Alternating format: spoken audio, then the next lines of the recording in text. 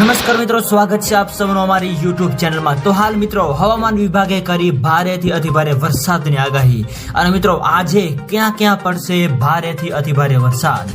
તો મિત્રો વરસાદ તેમજ વાવાઝોડાને લગતી તમામ નવી અપડેટ માટે અમારી ચેનલની અંદર જે પણ મિત્રો નવા છે સબસ્ક્રાઇબ નથી કરી તો સબસ્ક્રાઇબ કરી લેજો અને મિત્રો વિડીયો ગમે તો વિડીયોને લાઈક કરો, શેર કરો અને કોમેન્ટ કરો।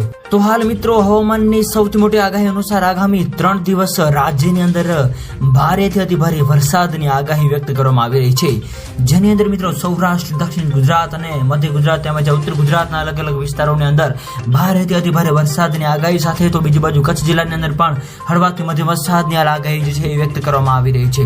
આ સાથે સાથે બીજી બાજુ મિત્રો હવે નક્ષત્રોની અંદર પણ મિત્રો ભારે વરસાદની આગાહી વ્યક્ત કરવામાં આવી રહી છે।